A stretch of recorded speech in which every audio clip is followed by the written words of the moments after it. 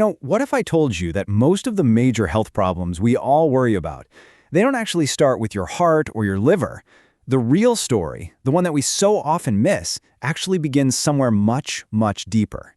It starts in your gut. So let me ask you this. When you think about your health control center, what's the first thing that pops into your head? Probably your brain, right? Or maybe your heart? Well, for most people, it's one of those two. But the real command post might actually surprise you. The answer is your gut. And look, this is not just about digestion. We're talking about a system so incredibly complex and influential that scientists have literally nicknamed it our second brain. This is the true center of not just your physical, but your mental well-being too. And the scale here is just wow. Your gut contains around 500 million neurons. That is an unbelievable network of nerve cells, which is exactly why it's earned that name. It's in a constant two-way conversation with the brain up in your head. You see, this second brain's job goes so far beyond just processing your last meal. It's really the engine that determines your energy levels, the strength of your immune system, how clear your skin is, and believe it or not, even your mood. A huge chunk of serotonin, the happy hormone, is actually made right there, in your gut. So it makes sense, right? When your gut is off, it can directly mess with your feelings of anxiety and your ability to focus. So if our gut is so incredibly important, why is it in such bad shape for so many of us? Well, the culprits are often these small, everyday habits that are silently doing a lot of damage. Let's take a closer look. Okay, here are the main offenders, and they'll probably look pretty familiar. Tons of processed junk food, using certain medications too often, chronic stress, and of course, bad sleep. And these aren't just minor things. The damage can be truly devastating.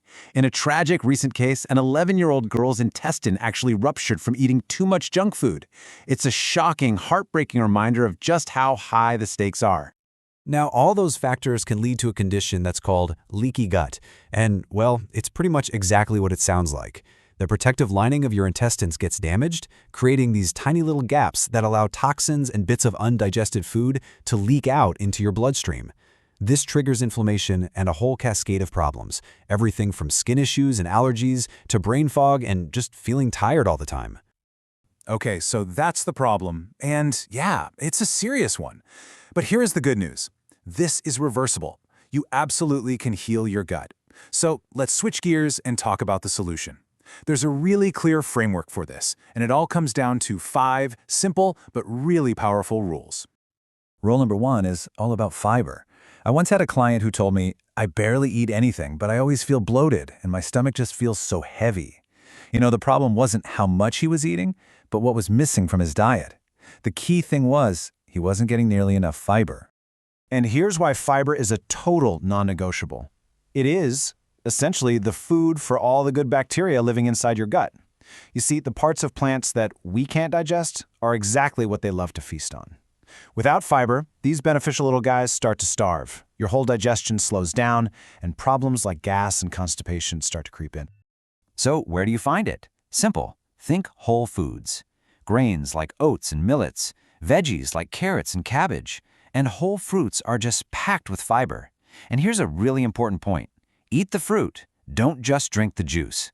Juicing strips away almost all of that essential fiber that we're talking about. Okay, let's move on to rule number 2, and you'll see how this all connects. Adding probiotics to your diet. Your gut is home to both good and bad bacteria. Health isn't about getting rid of all the bad ones. It's about maintaining a healthy balance where the good guys are totally in charge. I absolutely love this analogy. If you think of your gut as a city, probiotics are like bringing in more good, productive citizens. They help restore order, they push out the troublemakers, the bad bacteria, and they create this thriving, functional community inside you. Now, this part is crucial. You have to choose the right sources. Homemade, slightly sour yogurt and buttermilk are fantastic because they are just teeming with live beneficial bacteria. Fermented foods like idli and dosa are great too. But please, be really careful with those packaged, flavored yogurts and drinks. They're often loaded with sugar, and they just don't have the powerful probiotic punch of the real, homemade stuff. All right, on to rule number 3, and this is where people sometimes get a little confused. We've talked about probiotics, but you also need prebiotics. They sound almost the same, but the roles are totally different and equally important. Let's just break this down. Think of it this way. Probiotics are the live bacteria. They're the good soldiers you're adding to your gut's army. Prebiotics, on the other hand, are the food that nourishes those soldiers and makes them stronger. You need both. Adding probiotics without prebiotics is kind of like sending an army into battle without any food or supplies. It's just not going to work. Rule number 4 is so simple, yet it's the one most of us just ignore. Hydration. Drinking 8 to 10 glasses of water every day is absolutely essential. When you're dehydrated, your stool becomes hard, and that leads to constipation, allowing toxins to just sit and build up in your system. This one simple habit can fix so many digestive problems all on its own. And finally, rule number 5, give your gut a break. I mean, think about it. From morning till night, we are constantly eating meals, snacks, drinks. Our digestive system never, ever gets a chance to just rest and repair itself. Intermittent fasting, which is just creating a 12 to 16-hour window where you don't eat, gives your gut the downtime it desperately needs to heal and reset.